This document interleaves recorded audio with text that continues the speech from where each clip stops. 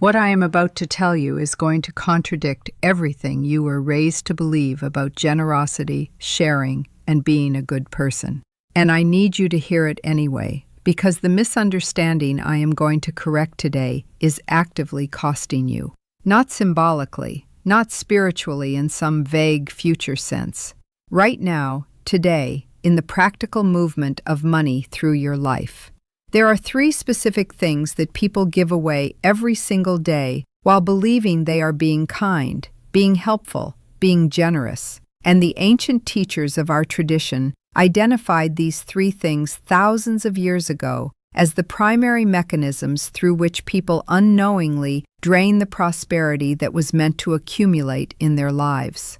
This is not about becoming selfish. I want to make that clear before we go one sentence further. The tradition I have studied for 38 years is the most giving tradition in human history.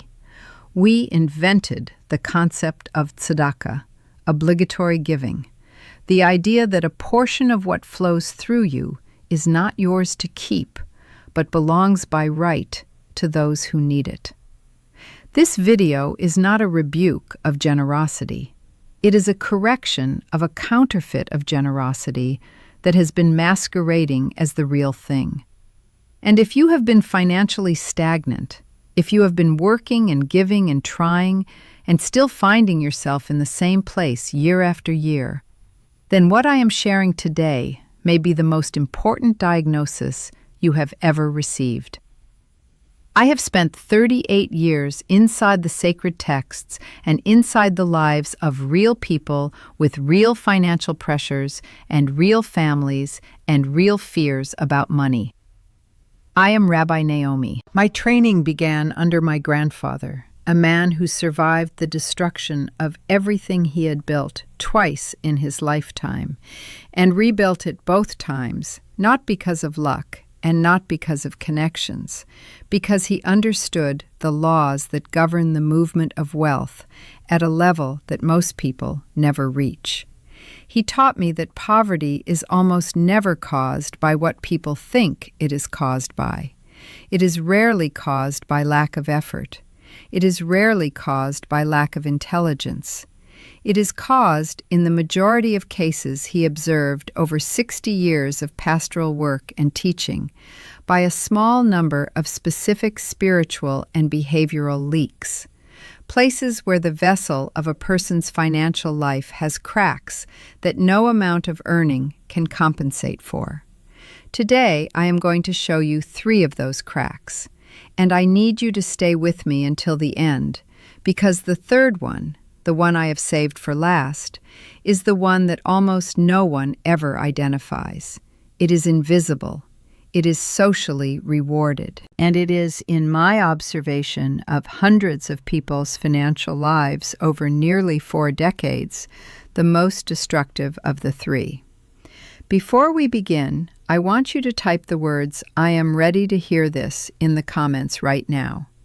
Not as a formality, as a declaration, because what I am about to share will challenge you. Some of it will make you uncomfortable. And the people who receive the full benefit of a teaching are not the people who listen to it. They are the people who declared their readiness to hear it before the first difficult thing was said. Type it. Then stay with me through every word of what follows. Now, the first lie you were taught about money is this: that giving freely of your time, your energy, and your resources to anyone who asks is a sign of good character. You were probably taught this at home. You were probably rewarded for it as a child. And somewhere along the way, the inability to say no became confused with virtue. I want to challenge that confusion directly, because it is costing you more than you know.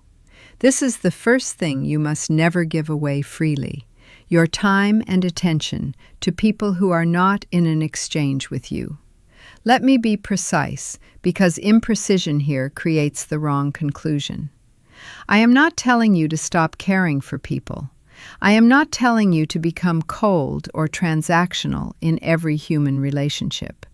I am telling you something very specific, that the ancient teachers of our tradition identified a category of person they called a Baal Tava, someone driven entirely by appetite, who gravitates naturally and automatically toward people whose energy is abundant, whose attention is available, and whose time can be consumed without cost. These are not evil people. Most of them are not even aware of what they are doing. But the pattern is real, and it has a real cost to the person whose energy is being consumed. The Talmud teaches explicitly that a person's attention is their most sacred resource, more sacred than money, more sacred than physical labor, because attention is the bridge between the spiritual world and the physical world. Where your attention goes, the energy of your life follows. And if your attention is constantly being pulled toward people who drain it without contributing to it, your financial life will reflect that drain. It cannot do otherwise. The vessel is leaking through the opening of your availability. I worked with a woman several years ago. She was in her mid-40s, ran a small consulting business, talented, deeply knowledgeable in her field, well regarded by the clients who did pay her what she was worth. But she had a pattern that she had never examined. She had 3 or 4 people in her life, family members, old friends, former colleagues, who contacted her regularly for advice, for help, for the kind of strategic thinking that her actual clients paid significant fees to receive. And she gave it freely, every time, for years, because she had been raised to believe that withholding help from people who needed it was a form of selfishness. When I asked her to calculate how many hours per month she gave to these relationships without any reciprocity of any kind, financial, energetic, or otherwise, she sat very quietly for a moment. The number was between 12 and 15 hours monthly. 12 to 15 hours of her highest quality thinking given away every single month for years. She was not being generous. She was being a resource that had never been valued because it had never been priced. And the people receiving it were not growing from it. They were consuming it. We drew a boundary together, not a harsh one, a clear one. The discomfort she felt doing it told her everything she needed to know about how long the pattern had been running. Within 6 weeks of redirecting those hours toward her own work and her paying client relationships, her income shifted measurably, not because anything external had changed, because the leak had been sealed. This is not the behavior of a selfish person. This is the behavior of someone who has finally understood what the tradition has always taught, that a vessel that gives without filling is not generous. It is broken. And you cannot build a financial life from a broken vessel. You can be lavishly generous with what overflows from a full vessel, but you cannot sustain generous giving from a vessel that is perpetually running at empty. Seal the leak. Choose deliberately where your time goes. The people in your life who genuinely need your help and who would give back to you if they could, those relationships are sacred and worth every hour you invest in them. The ones who consume without any genuine exchange, even an energetic or relational one, those are the cracks in your vessel. And this is not a hard thing to distinguish if you will be honest about what you actually feel after each one. The second thing you must never give away is this: your financial knowledge, your hard-won experience, and your specific expertise to people who have not demonstrated that they will do anything with it. This one requires some explanation because it sounds, on the surface, like it contradicts the impulse to teach and share and multiply wisdom. The tradition deeply values teaching, the chain of transmission, from teacher to student, from parent to child, from mentor to disciple, is one of the most sacred structures in Jewish life. I am not suggesting that you hoard knowledge. I am suggesting something much more specific, and it is grounded in a principle the Kabbalistic teachers called the law of the willing vessel. The teaching does not belong to the teacher. The teaching belongs to the student who is ready for it. When you give precise, specific, actionable knowledge to someone who has not shown any evidence of readiness to receive and apply it, you are not being generous with the knowledge. You are wasting it. And more than wasting it, you are training yourself to give your most valuable resource to people and situations that will not honor it. That training has consequences. Here is why this connects directly to your financial life. Your financial expertise, whatever domain it lives in, whatever specific knowledge you have built over years of experience, is an asset. It has real value. In the right hands, at the right moment, given to someone who is genuinely ready for it, it creates real outcomes. But there is a behavior pattern that I have observed in financially stagnant people more consistently than almost any other. A habit of over-explaining, over-teaching, over-giving of their specific knowledge in contexts where no one asked for it and no one will use it. In meetings, in family gatherings, in casual conversations where someone mentions a financial problem, the overgiver launches immediately into everything they know, everything they have learned, every hard lesson that cost them years and mistakes to accumulate. And they give it all away in 20 minutes to someone who nods, says thank you, and does nothing with it. And then they feel drained and undervalued and cannot explain why. I will explain why. You have just given your most valuable asset to a person who did not ask for it, was not ready for it, and will not use it. And you did it for free, without any request or any reciprocity, because somewhere in your history you were taught that withholding knowledge was selfish. It is not selfish. It is discernment. The tradition has a word for it, binah, understanding. Not just intellectual understanding, but the wisdom to know when, to whom, and under what conditions the truth should be spoken. Give your knowledge to the willing vessel. Withhold it from the one who is not ready. This is not cruelty. This is respect for the knowledge itself. Now I want to give you the third one, and I told you this would be the most difficult. I told you this is the invisible one, the one that is socially rewarded, the one that has probably been operating in your life for so long that you have never once questioned it. Are you ready? The third thing you must never give away is your financial peace. I want to say that again because I need you to feel what it means. Your financial peace. The quiet, internal certainty that you are going to be all right. The settled groundedness that says, I do not have everything I want yet, but I am moving in the right direction, and the provision I need is available to me. Most people give this away multiple times every single day, and they do not even notice they are doing it. They give it away by picking up the phone and catastrophizing with a family member about the economy. They give it away by reading the financial news for 45 minutes every morning and absorbing other people's panic as if it is information. They give it away in conversations that begin with, I'm so stressed about money, and end 40 minutes later with both people feeling worse than when the conversation started. They give it away by running worst-case scenario calculations in their mind at 2 a.m. for outcomes that have not happened and may never happen.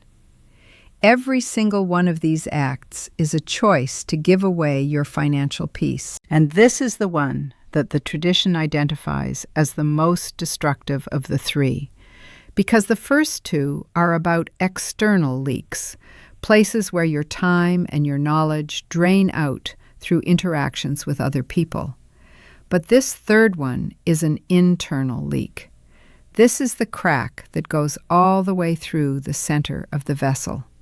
The ancient teachers called it bitachon, trust, settled certainty, the financial posture of someone who knows at a level deeper than circumstance that they are held and provided for. and they were relentless in teaching that bitachon is not a feeling that arrives when the circumstances are good.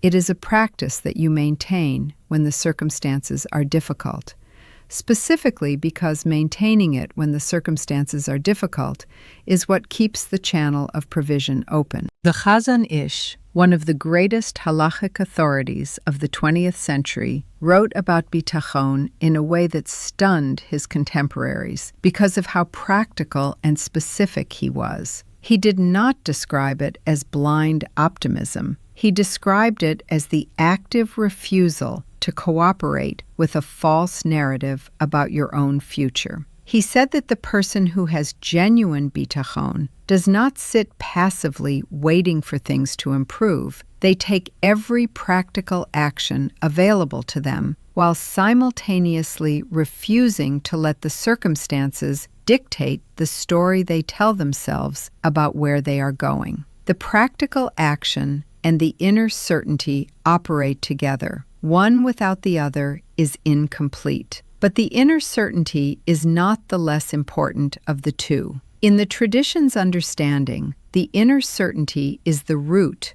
and the practical action is the fruit. You cannot produce the fruit by attacking the fruit. You produce it by tending the root. Here is what this looks like practically.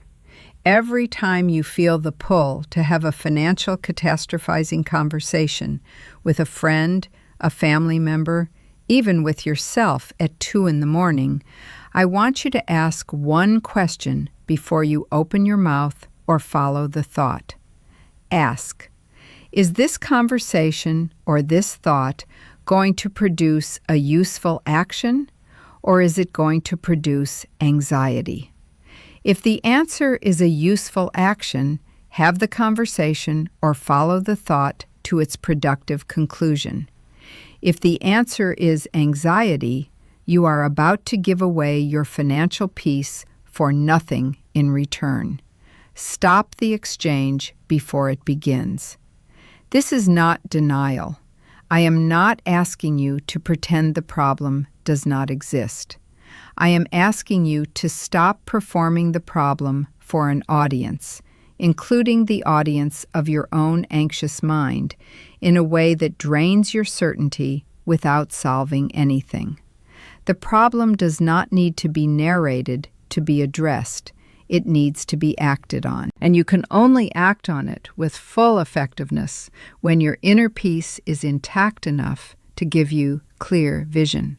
I have seen people turn significant financial situations around, not in a single dramatic event, but over the course of 3 to 6 months, simply by becoming disciplined about where their financial peace was being given away.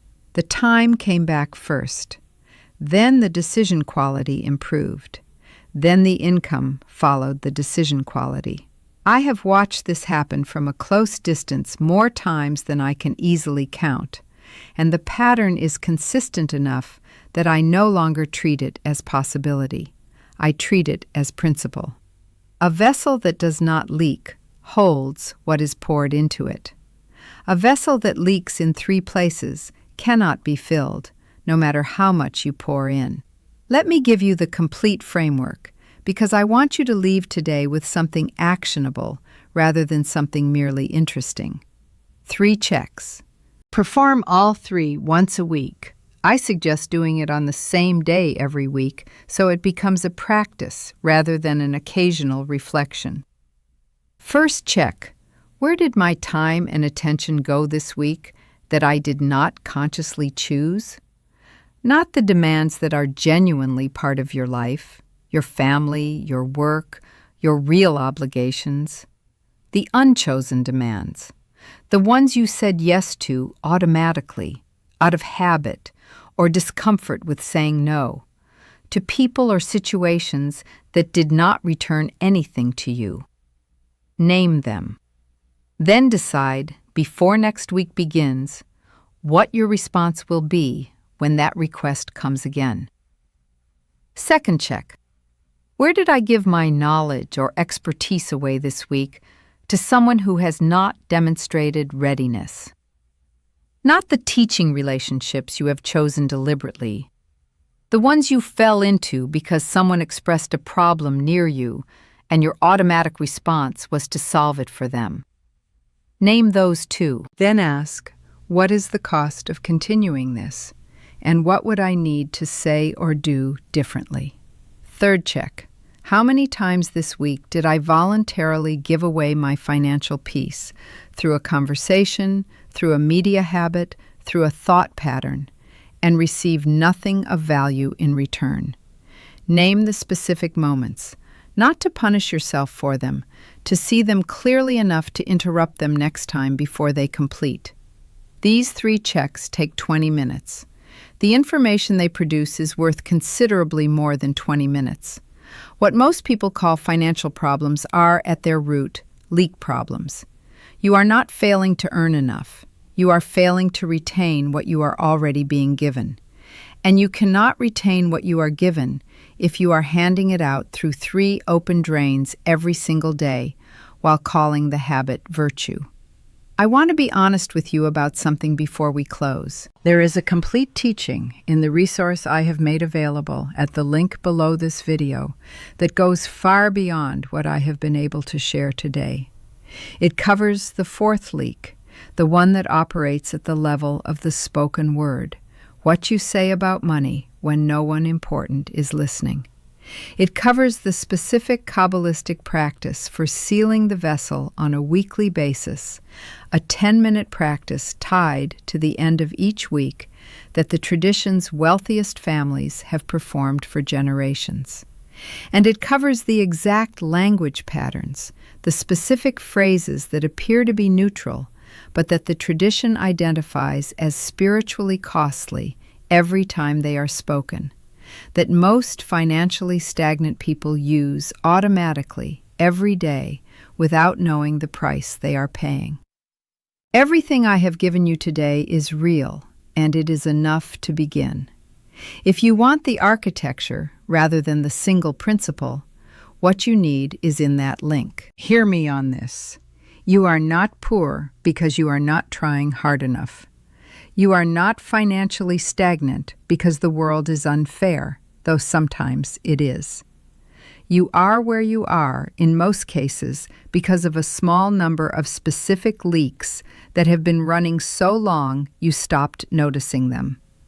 You are giving away time you did not agree to give.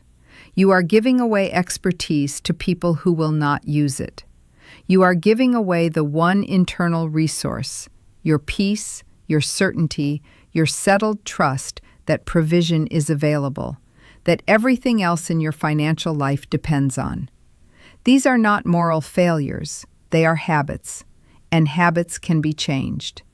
Not overnight, not in a single afternoon of inspiration, but over 30 days of consistent attention, real, observable change tends to follow.